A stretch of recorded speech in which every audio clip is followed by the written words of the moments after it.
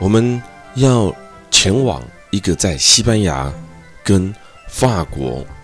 交界处。这里交界处呢，也就是除了在欧洲最有名的阿尔卑斯山之外的另外一个地方。这个所在呢，就叫做比利牛斯山。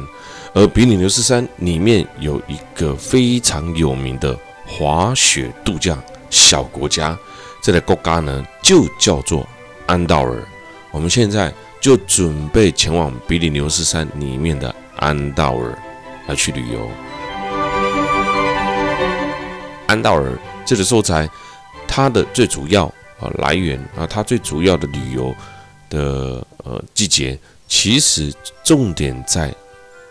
它的冬天哦，这很少人会想象得到哈。这个国家最主要也旅游的方式是在冬天先啦，因为当天的时阵，安道尔是一个滑雪度假胜地。安道尔这个国家，其实我相信真侪人哈，嘛是第一道听过。其实我早以前我都有听过啊，但是呢，非常的模糊啊，就是这是什么哈？不知不觉都会以为这个地方是一个城市，这个面积非常的大哦，大到只有一个城市这么大而已。它在法国跟西班牙之间的一个国家，这个国家呢，并不是地处偏僻啦。安道尔共和国就坐落在西班牙跟法国之间的比利牛斯山山脉，拥有不到8000个人的人口。据说安道尔有400多平方公里的小国家啊，这个曾经是偏远而贫穷的国家，后来因为什么让这个国家呢变成非常有名？免税啊，免税风光秀美的景致呢，让这里发展成旅游业及购物者的天堂，慢慢的变成了观光城市跟滑雪度假的首选地之一啊。所以呢，安道尔的路线上呢，在经历过法国跟西班牙交界之处呢，可以比较简单的就来到这个地方，而且来到这个地方呢，可以一道游览在法国非常有名的卡卡索城堡哦。所以在这里呢，我们可以来到，我相信很多人不知道是不是都有听过比利牛斯山。这个比利牛斯山呢，也有非常有名的大白熊哦，比利牛斯山犬哦，这个非常漂亮，非常可爱啊。那包含了其实之前呢，在法国有一部电影叫《大白熊》哦，就是在讲述的这个比利牛斯山犬，也就在比利牛斯山这个地方哦。那在这里呢，当你经过这边呢，你会一下子在比利牛斯山里面呢，你会一下子在法国，一下子在西班牙，一下子在安道尔，因为这些山呢就曲折的呢就在这个交界处上啊。那所以一座又一座的山岭呢，会进入到安道尔的国境来啊。那现在已经来到了安道尔啊，大概很多人会说首都在哪啊？这个国家很简单的，首都就在这儿啊。那位于2个国家之间，这个土地呢？有时候不知道大家会不会觉得好奇哈？既然位于2个国家之间，怎么没有被西班牙或者是法国取走呢？其实当然是有的哈。这个土地呢，2个国家有过争执，安道尔也有自己的原则。但13世纪的时候呢，它还是一个独立国家，但是当时呢，因为小嘛，不想被并吞，所以当时的他们向法国跟西班牙朝贡，经过过了8当。都一直维持着朝贡的原则，而进贡的数字呢，一直呢也是不少的哦，也是不少的哈。那这个就是一个很重要的立场了哈。其实很多人会想要去霸占你的国家哦，像这种夹在2个大国之间呢，没有被收服呢，就是一件非常奇妙的事情啊。但是安道尔他们是厉害的，他们懂得去做朝贡的动作。那如果说我其他的大国哦，我可以从你身上得到了好处，那我又何必一定要占领你？我占领你其实也是要得到好处嘛哦，那我又何必呢？一定要占领你呢？对吧啊？那安道尔的政治呢也很特别，没有国家的元首，而是由西班牙的主教跟法国的总统代为执行的元首的职责哦。这个就是很特别的地方，它是一个独立的国家，但是它所有的一切是代为执行的。这样子也算一个国家哦，也有它的议会啊，所以呢，安道尔其实在来到法国跟西班牙之间呢，通常一定都会选择来到这个地方一游哦。尤其是呢，当你在春季末或者是秋季的时候，它的山上就会开始飘雪了哈。这个时候你就会发现，山上的飘雪呢非常非常的漂亮啊。那这里呢也会充满了非常多的滑雪客来到这个地方。安道尔这一座城镇呢，保存了数世纪之久的精美古代建筑跟教堂。这里非常多的这种小巷子，而且这里非常非常简单哦。重点是在这个地方呢，免税天堂哦，免税天堂。很多人呢来到这个地方呢，都是在乎它最大的免税天堂哦。来到安道尔，你会发现一个最大的特点，就是呢，它的每一件物品上面呢，都插了一个国旗，而这些客人呢，也来自于世界各地。那当地的人呢，贴心的在每一件物品上标明了以各个国家的货币换算以后的价格呢，让你一目了然哦，一目了然哦。啊，这个美金哇，这个代票啊，他把它贴上去的，这是他的行销手法，也在于告诉所有的人，我安道尔是一个免税的国家。所以，你到安道尔最特别的就是呢，你不管到哪边，你可以看得到商品上面呢，就挂上了一个小国旗，在这个小国旗上面呢，你就可以看得到一些特色哈。那这个特色也就是它免税以后的价钱啦啊。所以安道尔当然我们不会停留非常久的时间，它可以说是一个过渡站。但是呢，就在这个8000人口的小城市，8000有时候当然台湾再来例有吧，一个里而已啊哈。所以这也就是它比较特别、比较厉害的地方啦安道尔啊。如果你有来过的，嘿嘿，你又来过了一个新的国家。如果你没有听过的，今天你又认识了一个新的国家吧？对啊，而且再来呢，又来到了一个欧洲比较少人来到，但是其实它也很漂亮的比利牛斯山哦，冬季的滑雪胜地。这个比利牛斯山上面也有很多的冰河、湖泊的自然风光，也是它的特色哦。比利牛斯山这个地方非常的长啊，那就横跨在西班牙跟法国之间的边界地方，而这个地方也有大峡谷哦，占安道尔全国面积的9%，所以呢，克拉罗尔大峡谷呢就位于在安道尔的境内。这里2004年呢，这个国家也在这个它的大峡谷被列为了 UNESCO 的世界自然遗产安道尔。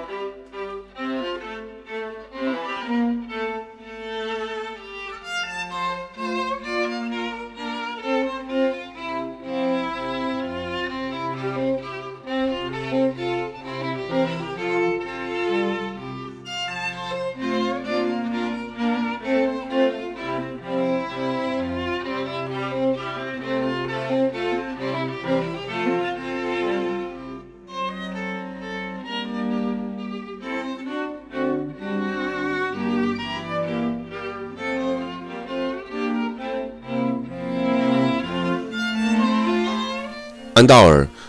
独立的国家，但它也深受了西班牙的加泰隆尼亚的文化影响，所以这个所在的官方语言是加泰隆尼亚文哦。全世界以加泰隆尼亚语言作为它官方唯一的语言国家。平常大家都是说西班牙语但是呢，道道地地的安道尔人他们会讲加泰隆尼亚语言。现在前面看到的这个是它的桑拿区域哈，而除了语言之外安道尔的人呢，就跟西班牙巴塞隆纳的加泰隆尼亚人是一样的哦，他们呢都是属于呢认为自己是一个独立的民族哦。那安道尔跟加泰隆尼亚根本就是同源同种哦。从历史上的角度看起来，港洲生呢，港这个老爸老母生出来了，不对哈。不过呢，安道尔人虽然因讲的是，但西班牙巴塞隆纳加泰隆尼亚语言也是用加泰隆尼亚语，但是他们又很坚持他们自己是安道尔人，不是加泰隆尼亚人，他们也不承认。也不愿意说自己的祖先呢就是加泰隆尼亚语，但是他们的祖先呢，从所有的一切都告诉你，你的祖先就是加泰隆尼亚，讲的语言也是，你的祖先也是，但是很坚持他们自己是安道尔人。有没有跟觉得哪边很相像呢？有没有？这个就是很矛盾的地方哦。拥有8万的居民哦，城市当中比较多啊，比较少哦，有几千人口，但是呢，整个安道尔加起来有8万个居民哦。真正拥有安道尔护照的在地的居民呢，只有不到4成，不到5成哦。移民反而占了多数，因为很多人喜欢来到这个免税的天堂，也喜欢呢这个安道尔生活的环境、天然的环境哦。这也是安道尔带给人民最大不同感受的地方。在冬天的时候呢，所有的附近全部都是飘着雪，也全部都是雪。来到这个地方，就会有很多的时候呢，是可以在这个地方滑雪跟度假的。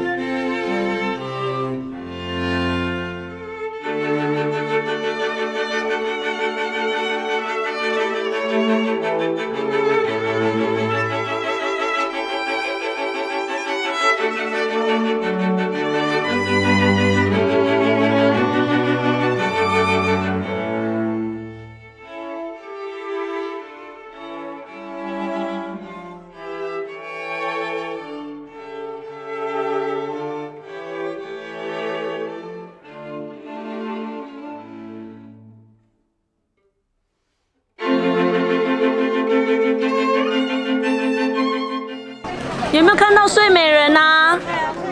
有，这就是睡美人迪库呢。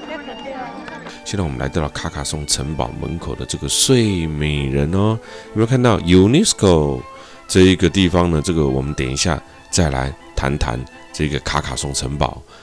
门口这个雕像。我们现在进来的卡卡颂的老城哦。其实卡卡颂是一个非常非常非常漂亮的地方。当我第一次来到这个地方的时候呢，我深深的被它吸引了，那这个地方呢，其实呢是一个欧洲最大的双墙城堡，我们把它叫做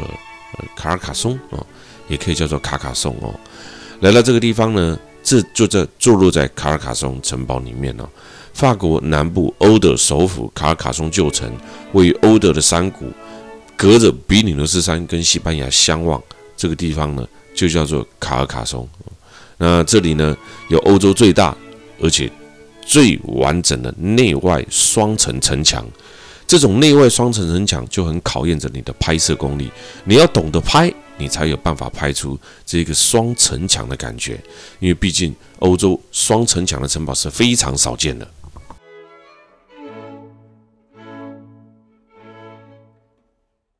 这个地方呢，它旁边就隔着奥德河，将这个城市切割为旧城跟新城之间。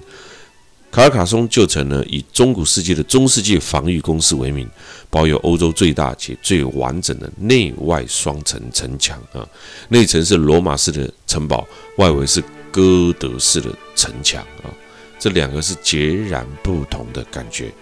卡尔卡松呢，拥有了大片美丽的葡萄园跟美酒，就在卡尔卡松的城堡附近而已啊。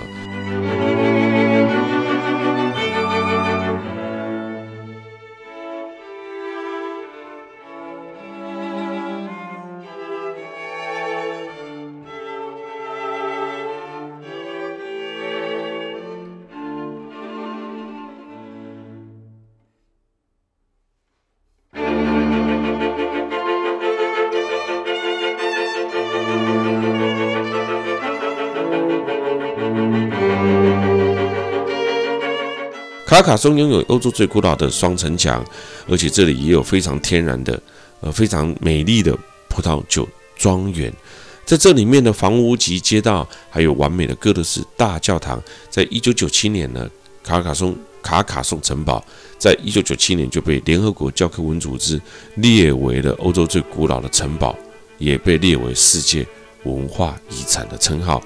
而卡尔卡松这个被认为是欧洲最大的城堡，来到这边，我一直觉得很震撼的。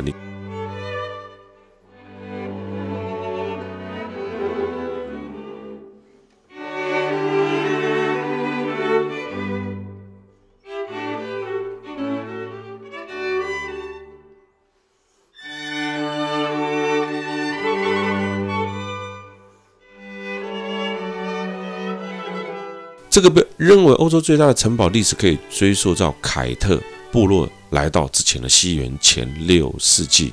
来自中欧的部落呢，击败了法国南部的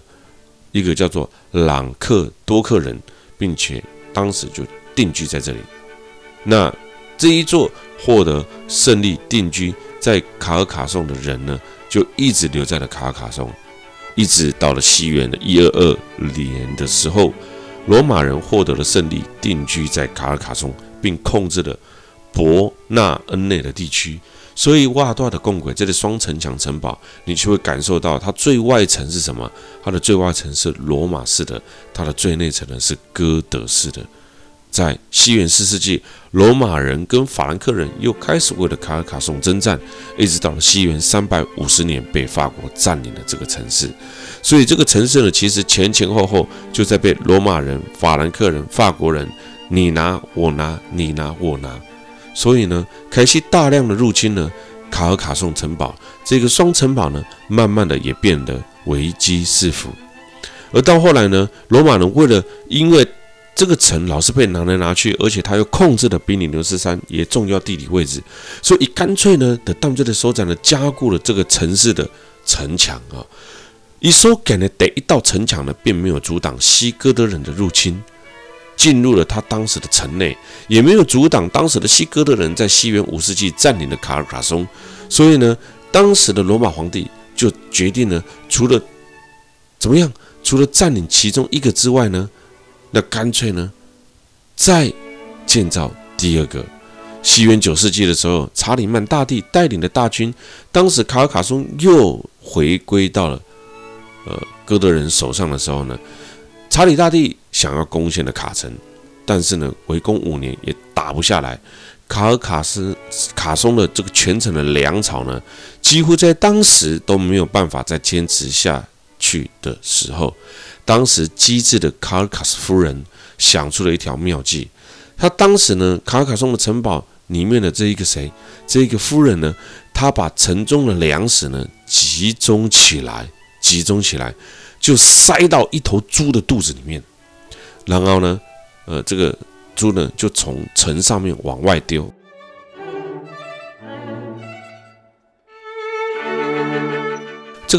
这头猪呢摔落到城外的时候呢，它猪肚里面的粮食啪一声呢就飞散了出来。而这个时候，查理曼大帝呢就告知了城内的告诉了这个他的士兵们，哇塞，这一头猪从城墙上掉了下来，它肚子里面吃那么多东西啊，可见的猪都吃那么饱，也就代表的呢，我们不要再打这一座城了，打了5年都打不下，这座城内的粮草呢居然这么富足呢。而当时的这个查理曼大帝呢就决定了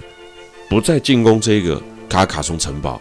所以这个卡尔卡斯的夫人呢，就向这个圣纳泽尔的大教堂呢，跑到大教堂当中，告诉所有的臣民呢，卡尔卡松他们的战争结束了，围城5年的查理曼大帝不再围了。所以当时的城里的百姓呢，就呼叫了卡尔卡斯，敲出来的敲出来的这个名称啊，所以呢，他就是卡卡松，咔，想到他在敲打的时候，就变成是。这一个充满机智的卡尔卡斯，他做了这件事情，大家很开心的在敲打，咔这样子，也呼喊着他的名字，所以呢，卡卡颂的名字卡卡就让这样子来了，这是这个城市的名称。你了解吗？也因为这个城市的名称具有这么故事性啊，这就很特别的。西元11世纪末代皇帝乌尔班的2世呢，收集了建筑原料，就建造了这里面的教堂，把这里面呢重建了起来，重建了罗马城墙，重建了哥德城墙，越盖越大，越盖越大，就为了呢将来让这个城堡呢不要再怎么样，不要再受到了这个侵略啊。所以呢，呈现了堡中堡、城中城的感觉。在卡尔卡松的谚语当中，只有吃过卡颂来才算过来过卡尔卡松。卡松来的主菜里面呢，就是鸭腿，里面用的是地中海的野鸭。除了鸭腿之外，火腿、等啊、刀啊，所有原料呢都放在一起煮3个小时，再放进烤箱2个小时，最后才来了。所以呢，这道菜就叫做卡颂来哦，也有一个名称叫做穷光蛋。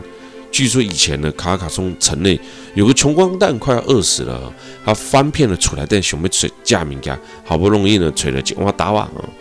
也出比隔壁人看可怜的送一寡肉给伊，这个善食人呢，就把这2项物件放着为煮哦，煮的了呢，会使食过来顿，所以呢，这个所在这道菜就变成这名菜啊，所以这不来拢不了解啊，来了之后呢，我们就会对一个国家的历史呢。多了一点了解，对吧？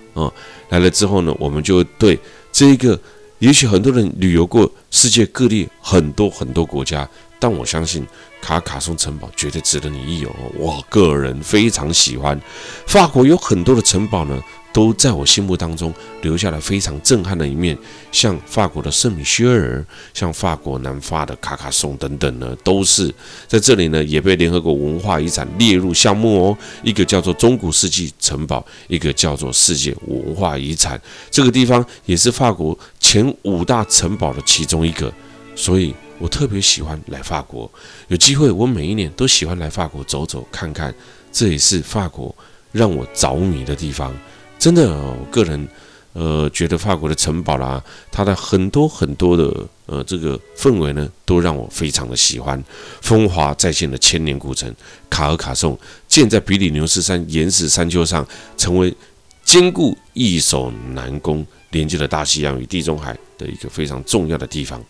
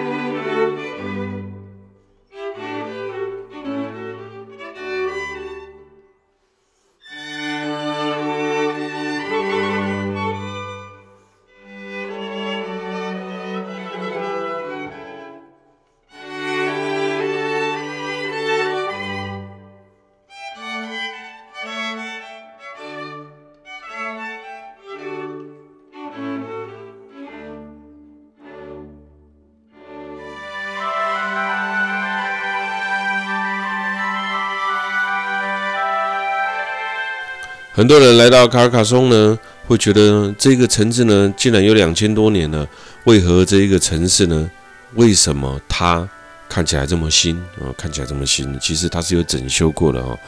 卡尔卡松这个城市呢，有2个市中心，一个在平地，一个就坐落在卡尔卡松城堡里面，也就是所谓的新城跟老城之间啦啊。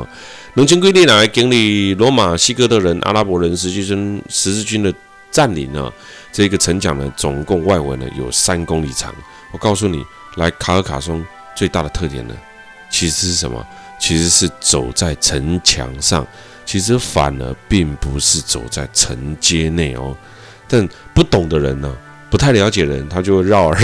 就绕到城墙上啊，绕到城市里面。其实它真正最重要的，反而是在城墙上面的，走在上面的这个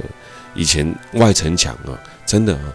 所以我觉得这是一个非常大的重点啊，走在外城墙啊，了解到这一个古堡里面的内外城墙的感受啊，这个就是呢非常具有独特特色的中古世纪最完整的双城墙啊，现存的。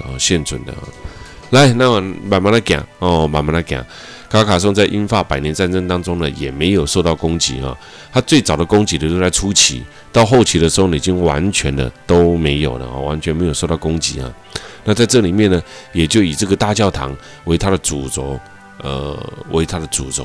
完全哦，以它这个大教堂也是当时我们刚刚前面所看到的哦。卡尔卡松夫人还记得吗？从门口一进来的时候，我们这一个莫妮卡讲了一个睡美人啊，一直讲睡美人啊，因为她讲了睡美人呢，我就必须延续她这个睡美人的方式讲下去啊。这不是叫睡美人啊，应该是呢，她叫做卡尔卡松夫人哦。哈段不知道大家还记不记得？因为她拍得很短暂，所以我没有办法完整的把它介绍完。我再从后面补充介绍前面刚刚看到的那个卡尔卡松夫人，她就是我刚刚说的，她把猪从城墙上丢下来，而丢下来之后呢，她也就跑进来这里面做什么？跑进来这里面的教堂呢，宣告大众的，那了解不？宣告大众的，这个也就是卡尔卡松夫人啊。传说故事非常非常的多，以猪退敌啊，很多时候呢是真是假，无论如何，民间的野史啊，总是充满了特色嘛，那才会觉得特别的扣人心弦，很动人哦。那在这里面呢，也是一个标准的啊，充满了罗马式，充满了天主教堂的感觉啊。他们进来对，有砖有石，有大有小，种种不同的材质呢，架构在哪边？架构在它的城墙上面，不知道大家有没有注意到？所以来到路易的时阵，列花岗的一个城墙呢，用了非常多的这种石头来去架构它。其实呢，重点也就在每一个时期所整修的时候是完全的都不一样的。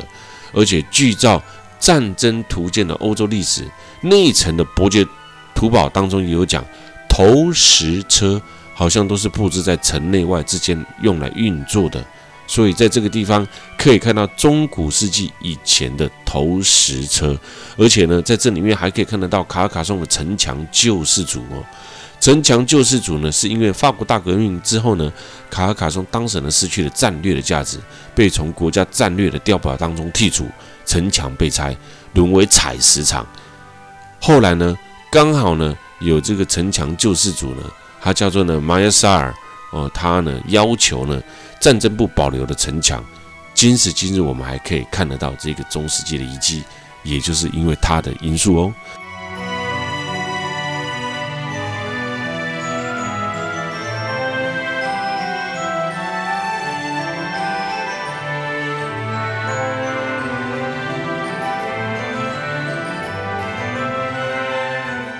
我们现在来到的是蒙彼利埃这个地方很特别啦它其实就是前往南法亚维农啊，我们这一趟要看薰衣草之旅的其中一个小城镇。那当然，我们就进来这个城镇用上一餐喽。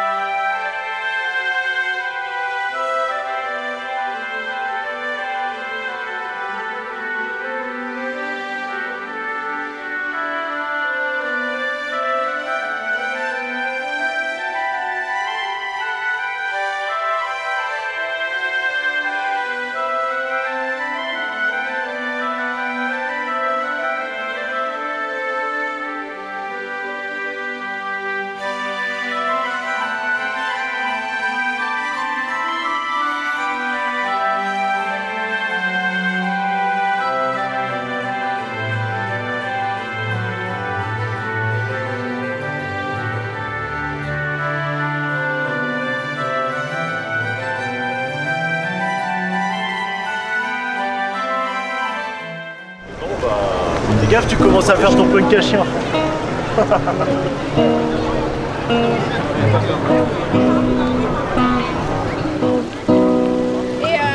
Voilà, on va essayer de... Everything is so sweet, sweet. And I know you should.